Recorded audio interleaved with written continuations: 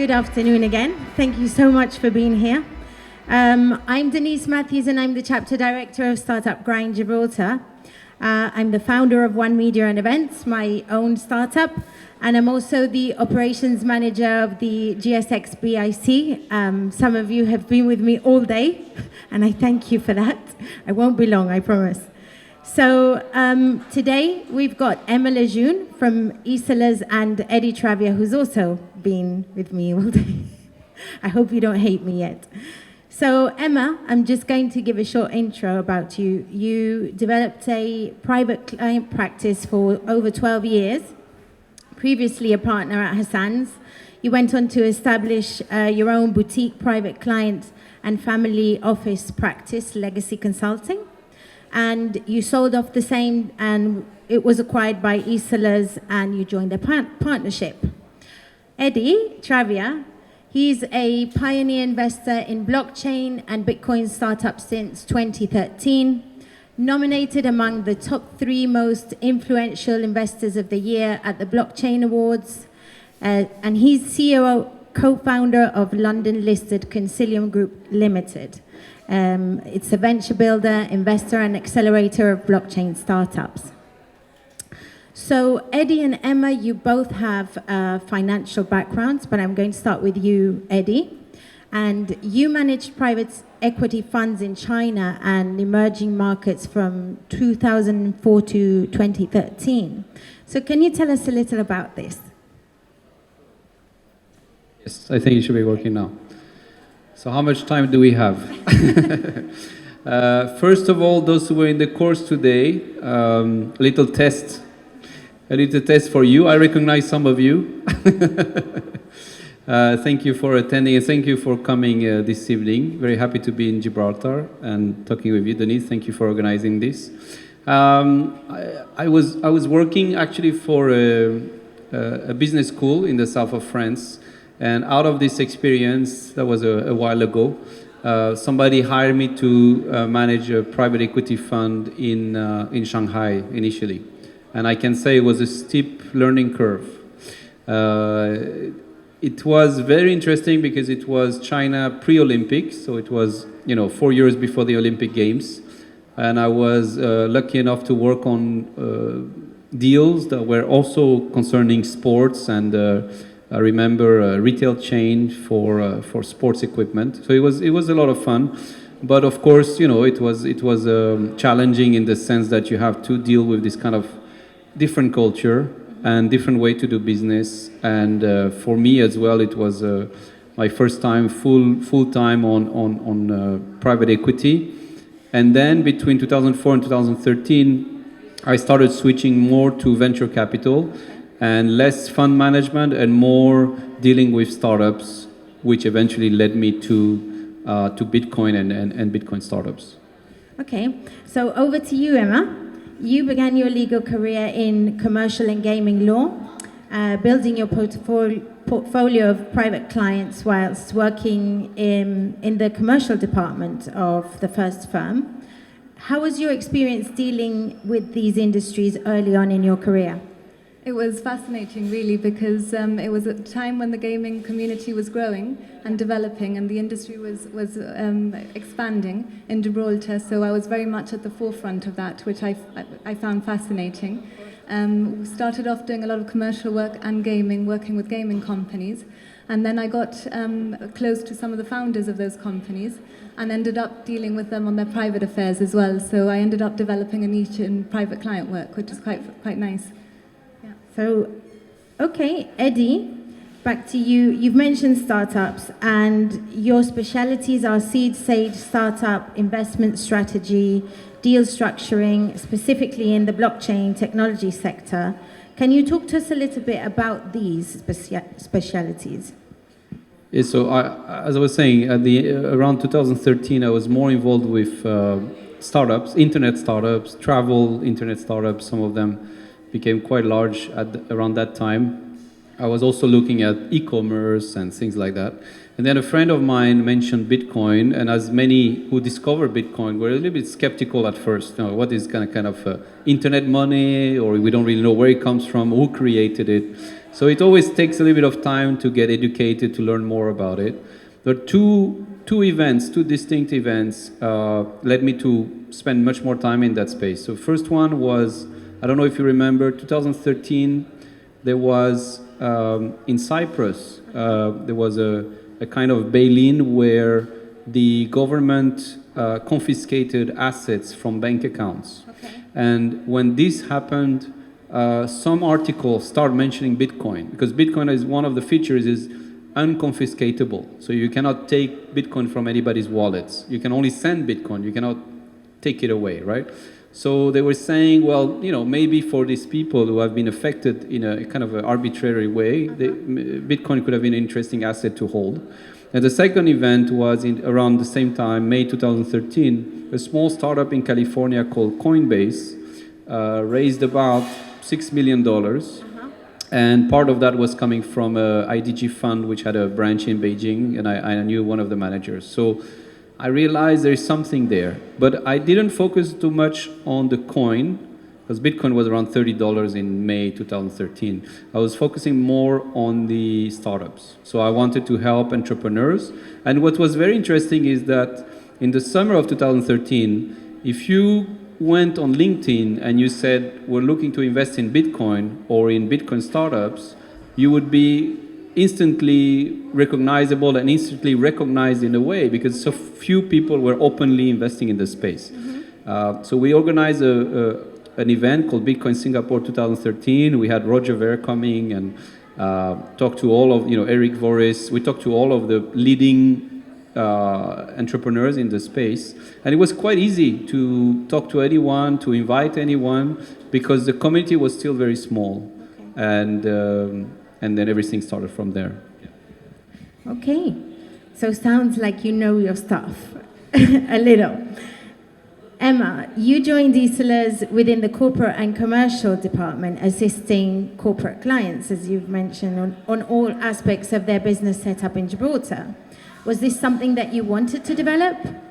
It's something that had already been developing quite a bit. I mean, I'd been looking at it from the private client angle, but with my history in gaming, it was quite fitting to come into ISOLAS at a time when the DLT was taking off. Yeah. And there was quite a lot of work, there's a lot of new companies coming in, and with my skill set, I could actually apply some of that to be able to assist the team in developing those groups that were coming in, sure, helping them set up in Gibraltar, make their applications to the Financial Services Commission, and also give them a bit of guidance because of my own experience in setting up my own business, which was quite helpful. Yeah. Do you see similarities between setting up the industries or companies for private clients when you had them in the gaming as you do in the new DLT? Do you see similarities there?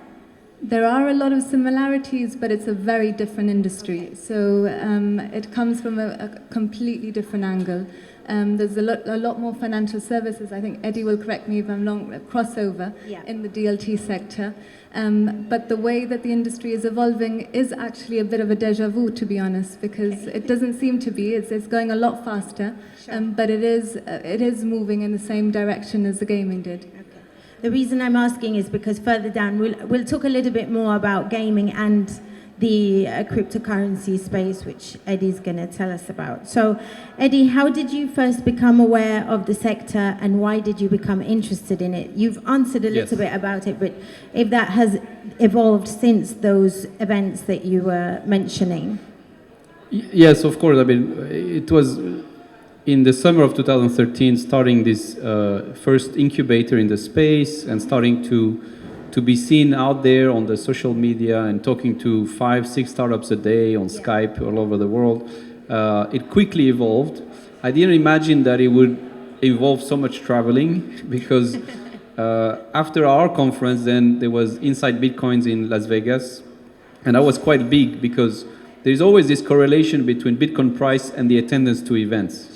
And therefore, December 2013, as people may know, was one of the first peaks of Bitcoin, so around $1,000. And Vegas really happened at that time, this event. So you had more than 1,000 people there, which was huge for a crypto event, right? And then right after that, Miami conference in January, where Ethereum was actually presented to the world. Vitalik, Anthony Diorio, etc. were presenting there. And then after that, MTGOX hack and MTGOX failure, Bitcoin price going down. It was already a roller coaster already starting in 2014, so it's quite interesting.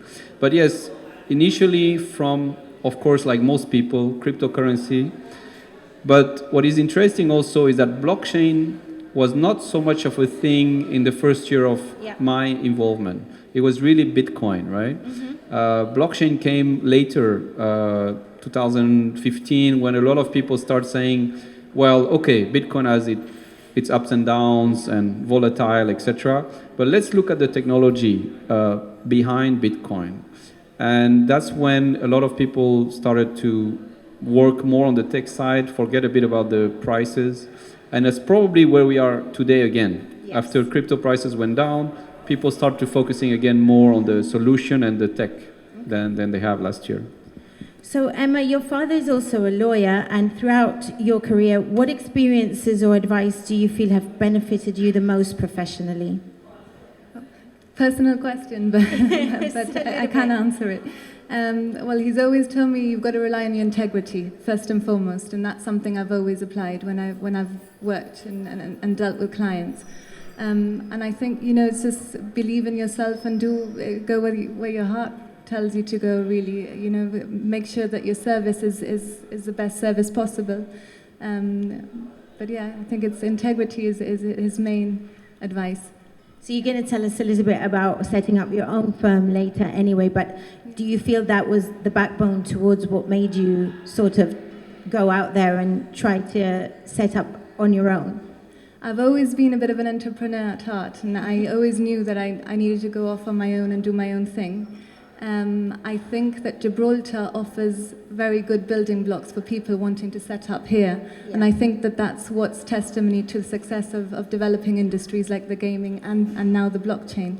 I mean, I think it's a very easy and user-friendly jurisdiction for people that want to come, establish a business, you know, interact with the government agencies to be able to set up and build up your sort of foundation here in Gibraltar. Yeah. So it's good to have a network as well, right? Yes, definitely. So Eddy, you're the co-founder of Concilium Group. As an advisor and investor in many blockchain startups and a regular speaker at tech, investment, FinTech, Bitcoin blockchain events and conferences worldwide, what is the key advice you give to entrepreneurs looking to start up in the industry? The key advice is always to look further down. I mean, we meet a lot of entrepreneurs who are trying to jump on a current bandwagon and see an opportunity, but they're not all very young. But let's say when they are younger, of course, the vision may not go as far because maybe they don't have the experience of having previously failed at something or tried, you know, basically. But in this space where things are changing so rapidly, you really need that flexibility, and you need to be able to navigate through kind of very moving waters, if you see what I mean. So regulatory always been a challenge. So we are very happy to work with Emma and her colleagues at ISOLAS, because we are very happy to send them as well the companies we advise, because that's very important. I mean, legal and regulatory is actually one of the key services to be provided to these companies. But of course, our role, you know, we're not lawyers. Our role is more in accompanying them as investors, active investors, not passive investors. But we actually want to guide them and tell them, maybe this is your objective in 1 year, but look a bit further and see where the challenges are for that. Okay, excellent. So after working for a top law firm, you decided to start up your own firm, boutique firm, Legacy Consultants, sorry. What was your experience in doing this, and how does the local market support not just your startup, but do you feel supports startups in general? It was a great experience, for sure. I think the local market is very supportive. If you've built up the right network in Gibraltar, it's all about building bridges and building networks. And I got a lot of support from other firms, including ISOLAS actually at the time, I remember, and Fiduciary. Joey sitting in the front there. And also other local firms here in Gibraltar, Abacus and others. I've got to mention Joe, otherwise she's going to tell me off later. Yeah. But yeah, I had a lot of mentors out there that supported me along the way, and I think that's always very important. And you can see in every industry, just going back to the blockchain industry, so to make it put it in context, there are groups working together all the time. There are groups like Concilium that advise people that are trying to start up. We've got similar situations in the gaming industry where companies work with each other and associations are created to be able to give the foundation that people need and the support. I think Gibraltar is very good at that. The government is also very good at involving industry in developments, which I think is very important and is key.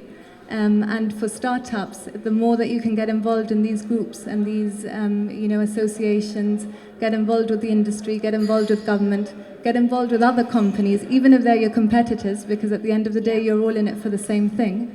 I think that's the best way to build up. So it's about building community for startups as well, aside from having just the backbone for an industry. Yeah. It's a good point. So Eddy, as a founder of various successful ventures within the blockchain space, what was your vision in starting and expanding the companies, and how does the company and the vision evolve? Well, the main difference in the evolution of the company is that, as I was saying, I started off as a incubator, which has, of course, a different role from where we are now. It evolved from incubator to investment company. We wanted to be listed in our shares to be traded in London because we felt at the time, especially 2014 when we started the process, and then we managed to do that in 2015. A lot of people we were talking to, especially in London, they had no idea about, initially Bitcoin, then blockchain, then the main companies there. And we felt that we had a lot of education to provide first, and then to convince them to back us financially, right? So we did that, and we completed the IPO in 2015. And then we became an investor at that time, a bit more recognized. That's when we were able to invest in Factom, RSK, very, very early. That's our trademark is to invest very early at low valuations. As long as we can do that, we're happy. And eventually we moved on to venture building, more of our own ventures. And then advisory kind of fell upon us in a way, because we were already advising a few startups. But there was this hype and this massive wave of ICOs, as you certainly know in Gibraltar, because many happen here. And then, yes, we managed to choose and select a few projects which we advised mainly over 2017, 2018. So the evolution has been this way. And now, as I was saying, it's more time of consolidating. So for us, 2017 was speculation, 2018 regulation, 2019 consolidation. This is our kind of take on what has happened until now. So we're looking forward to see solutions coming into place, and a lot of that money that has been raised over the last 2 years to actually come to fruition and see nice solution for mass adoption or business adoption in different industries. So Emma, since you joined ISOLAS, how has your role evolved to adapt to fintech and blockchain business requirements? It's evolved quite a bit in the sense that blockchain and fintech is quite unique in itself, is quite technical, and therefore there's a lot to learn about the underlying technology, how you apply that, how a product which is not quite financial services ends up being regulated almost as a financial services product. Which is an interesting one, but I think, again, the regulators have got it absolutely right in doing it principles-based and not having a very specific rule-based approach, like the MiFID, for example. But definitely applying the same skill set as I have in the past to other companies, other corporates and gaming has helped. And seeing an industry evolve and then witnessing the evolution of another industry is also helpful, because you've almost had that first experience and now you're seeing the whole thing again, but from a completely different sort of sector. Sure. which is quite interesting. But it's been a lot of work, and it's been very quick. And as Eddie was saying, we're seeing a lot of consolidation at the moment. Okay. We can see those groups that have focused on the core product and are now, being successful. There's mergers and acquisitions happening already, which is really quick for this type of sector. And we're seeing new, very interesting groups that are coming in as well. Because there was always the voices of alarm saying, regulation. You can't really regulate, or if you over-regulate, you're actually killing what blockchain really means. So how do you feel about that? Well, I think regulation is always a taboo subject, isn't it? I mean, everybody, a lot of people advocate it, and then there are other people that are totally anti-regulation. The first sort of thought that came into my mind when I saw that we were trying to regulate it is, how can you regulate something that's decentralized? I'm sure that a lot of the groups that you advise have said the same thing. But because, as I said earlier, the way that we've regulated it is so flexible and so adaptable, I think it actually works really well. Okay. And because the type of products that we're dealing with a lot of them are underlying, sort of on the borderline to financial services, it does make sense to have some sort of regulation. Okay, I think. Great. So what is Concilium Group? And when you look to engage with a startup, after you answer what Concilium Group actually is, sorry, I have a few questions at a time. So when you're looking to engage with a startup for either advisory or client, for as an advisory client or to make potential investment, what is the process for Concilium? Okay. So just before this Yes. this question, I will go back a little bit to the question you were asking, Emma. Yep. Because I feel if you put it in a bit of a context, maybe it's easier. Especially we can do a parallel with internet and gaming. Sure. Because in the late 90s, when internet really became, let's say, popular, Yes. and people realized that it's not just email, in the same way that Bitcoin and blockchain is not just Bitcoin, it's also technology. What happened is you felt this kind of, a lot of entrepreneurs were really excited because they felt, wow, tomorrow I can sell my product all over the world, or my service, right? Because now I have no barrier, it's internet, right? And then what happened? Then what happened is, for example, companies that tried to do this with gaming, they realized, yeah, but there are still laws and frontiers, and you have the technical capacity and ability to do it, but where do you go with VAT and taxation in general and IP rights, etc. And that's when the lawyers got involved, the same way they got involved with then gaming and then telecom, for example, Skype, etc. And then now with blockchain. So I think blockchain opened up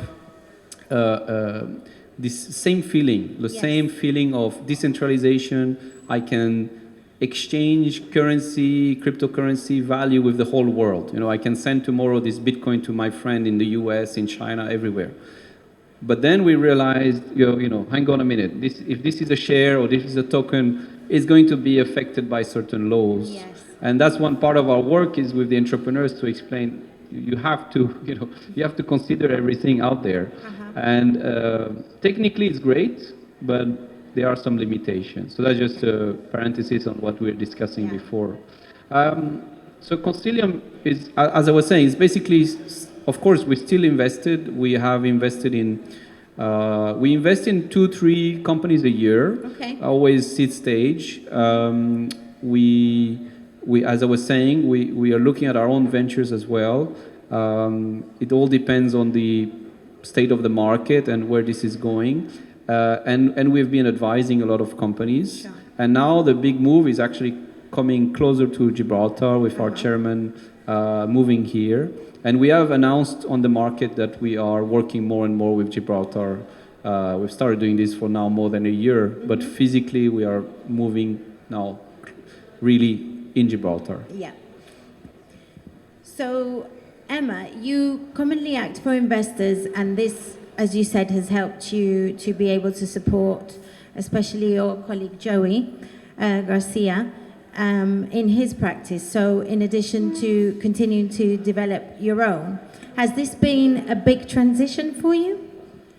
Not really, because it's really doing what I've always done, except it's within another sector, really. So I mean, Joey and I work very well together. We've got a complementary set of skills, which I think has worked quite well.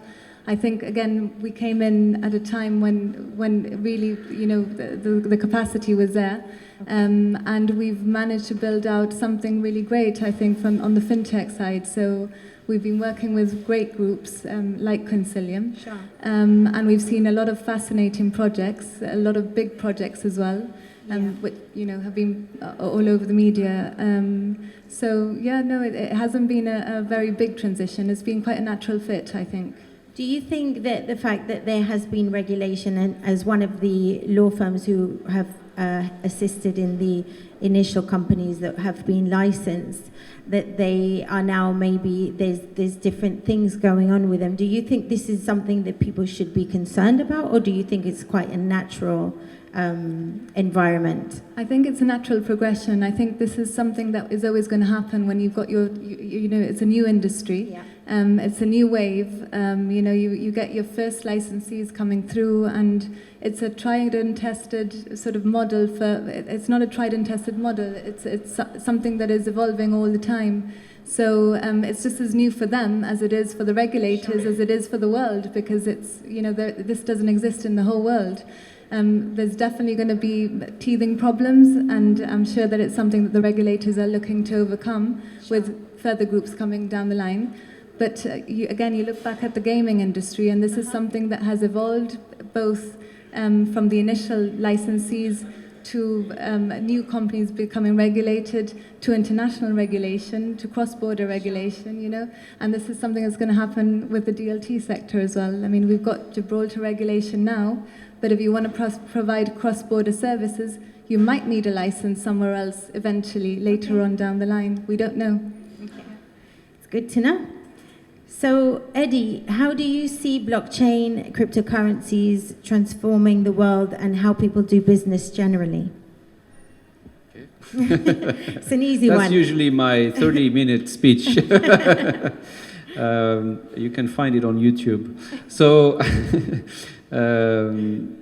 many different levels. I mean, that's the first answer. Again, a parallel with internet, you know, because email, you know, was the first obvious application of the internet, and in the late 90s, as I was saying, we were all very happy to start communicating so easily, right? Sure. Almost no cost, just a modem, and start talking with the whole world by email. I remember I was buying my first domain names via fax, so that was quite interesting. And later on, we realized, well, on internet you can do e-commerce, you can book your travel, all things that we do today very naturally. Yes. I was in the south of France, and that's where EasyJet started. So EasyJet started, for example, by doing selling tickets by the phone, because their model was no agency, etc. And then very quickly, internet came, so they start selling tickets on the internet, which, of course, everybody knows they've been quite successful at doing. So in the same way with blockchain, you need this first kind of killer apps to come.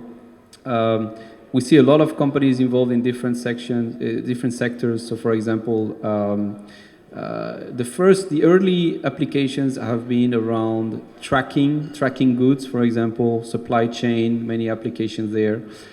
Tracking financials, so, you know, audits, notarizing on the blockchain, making sure that certain events have happened.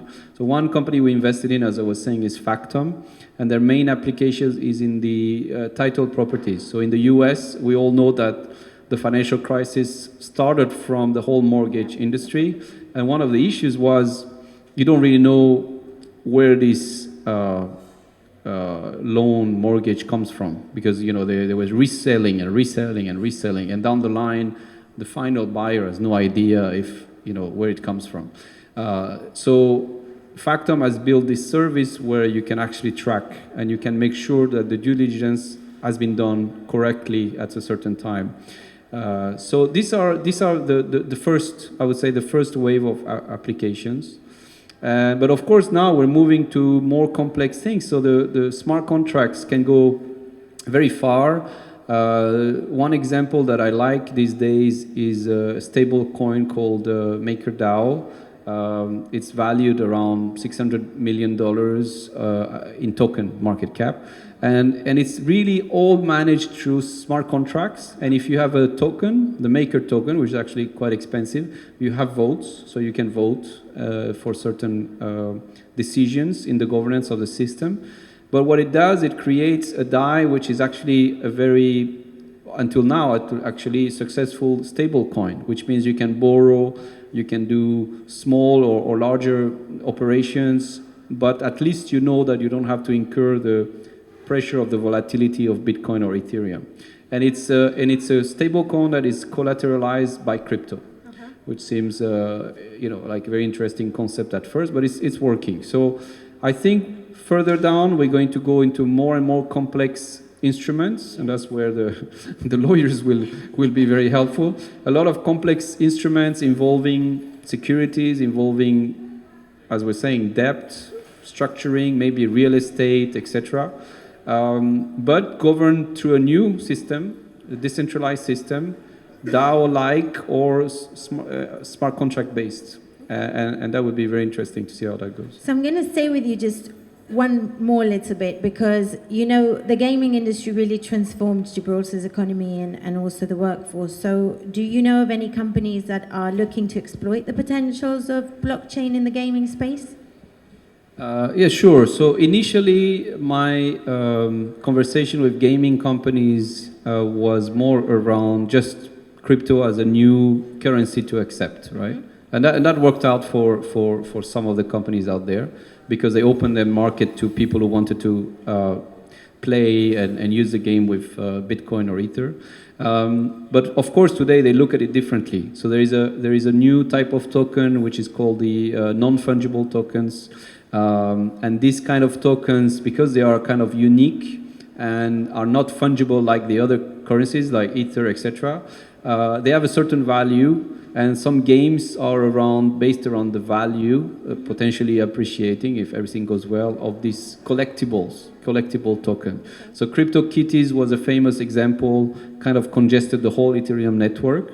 And the founder of CryptoKitties got financed in a very a substantial way by initially one of the top VCs in California, Andreessen Horowitz. But now they have deals with Disney, Sony. I mean, you can see that it's interesting, very large corporations. Okay. That's a kind of gaming, let's say. Then you have video games where there are a lot of interaction with blockchain.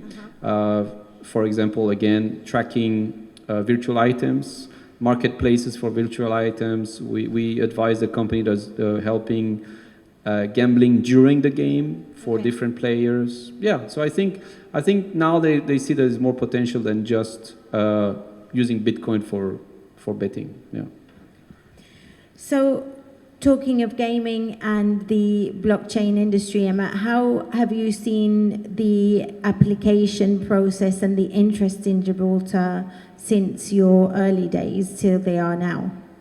Well, on the gaming front, we have seen quite a bit of interest. Actually, there are quite a few groups that have approached us in terms of regulation, twofold regulation, basically applying for a gaming license here and also becoming a DLT provider. Mm-hmm. So there has been quite a bit of interest. It is more of a challenging proposition, but certainly something that's been looked at by the regulators here. And we've been working quite closely with them on a few of those. How things have transitioned? Yes, in terms of the interest in Gibraltar since the beginning of the regulatory process with blockchain, and also are there still gaming companies interested in Gibraltar? Is there any new industries coming in? I think there is still interest in the gaming industry for sure. We have seen applicants come in, so I think that the industry is still a strong one in my opinion. Sure. In terms of the DLT, it's evolved quite a bit from what we initially saw. We've seen a bit of a slowdown in the ICO market, and we've seen more people coming here to establish businesses, set up a bit more substance, and actually become regulated entities. So we are actually having that consolidation. We're seeing the real players come down, and those that are really interested in regulation, those that believe in their products and are passionate about the product and not about the building money off the tokens of those products. So the hype is a little bit over and we're now getting the more serious players. I wouldn't say it's over. I'd say it's a different hype. Okay. I think. Would you agree, Eddie? Let's say that yeah, in a way, you're right. I mean, it's a different interest. I mean, unfortunately, a lot of the hype was around the prices, yes. And that draws people who unfortunately don't necessarily do the work of looking into it. And because their friends say, look, this token will go up by 10 times, why don't you buy it? And that's it. And they don't take a more studious approach to it. So that's always a bit dangerous. And of course, it has been dangerous. Yeah. A lot of people we talk to have bought Bitcoin at a very high price, which is unfortunate. But the choice is they wait or they sell, so at the risk of losing some money, which is unfortunate because there's nothing to do with the technology potential. But people always mix the two, right? So would you say it's important to research your token or your crypto before you buy? Sure. I mean, if you do it in a kind of an investing angle, obviously, you have to be careful.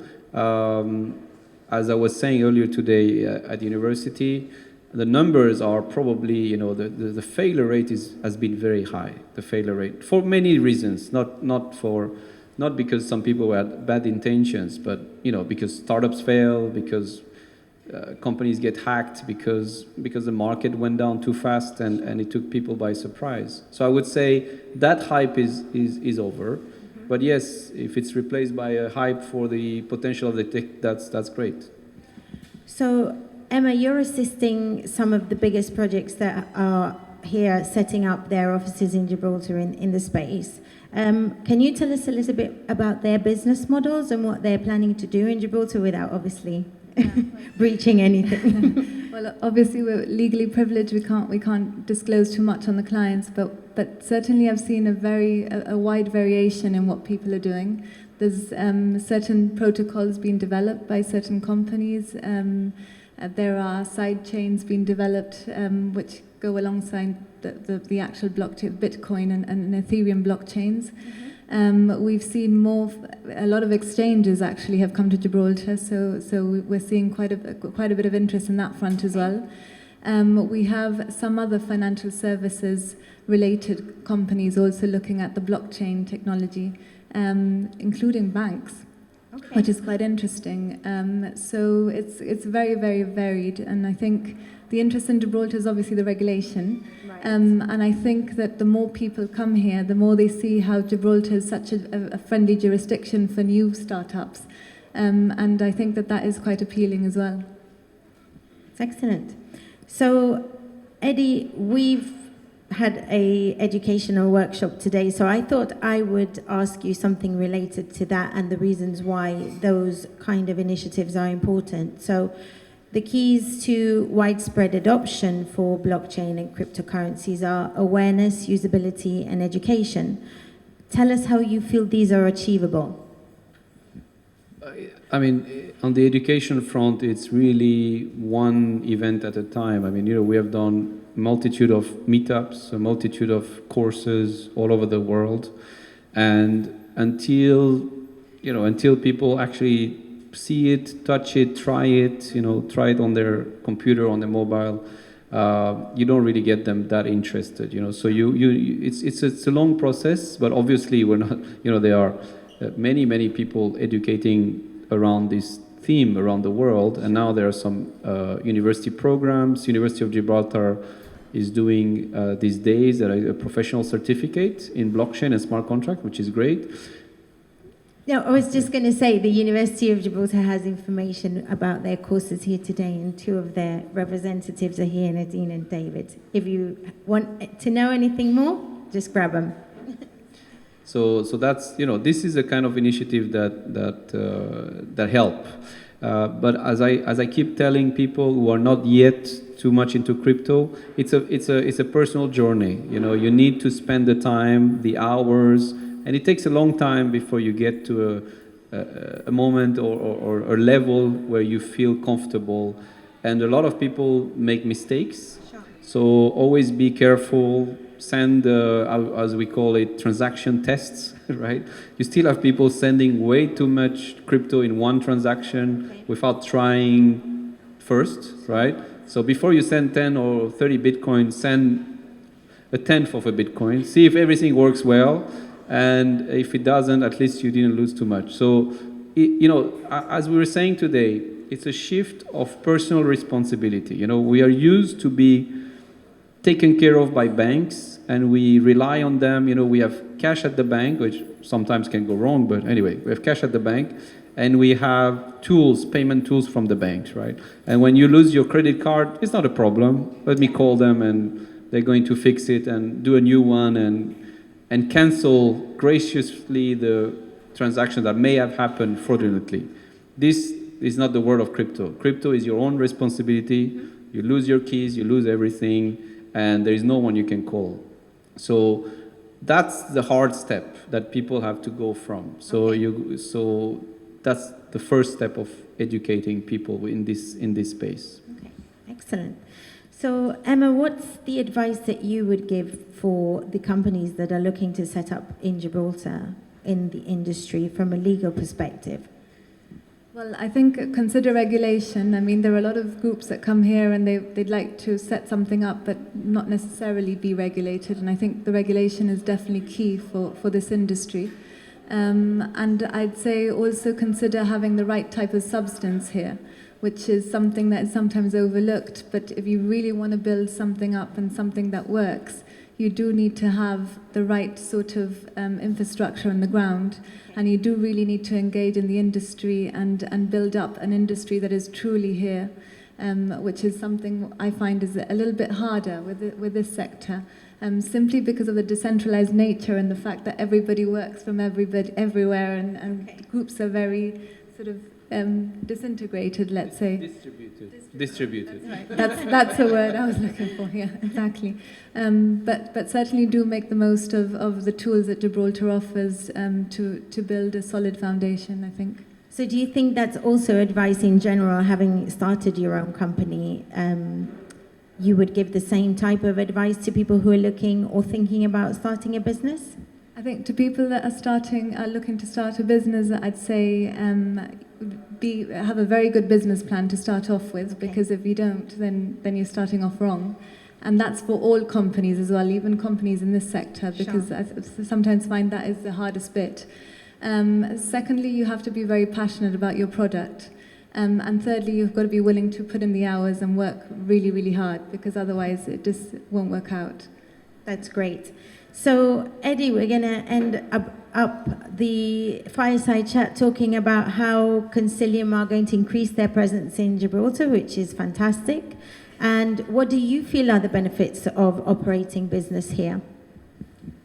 So, interestingly, before our chairman, Malcolm Pally, came to, I think a couple of years ago, to Gibraltar to a conference, I think at the university as well, I was looking at it. I was feeling there could be something. You know, the reason is when I started in blockchain, I was a bit frustrated because the large countries like, I don't know, US, France, etc., you didn't feel that they could see the opportunity. You felt that I went to this event in Silicon Valley in 2013 before the Vegas event.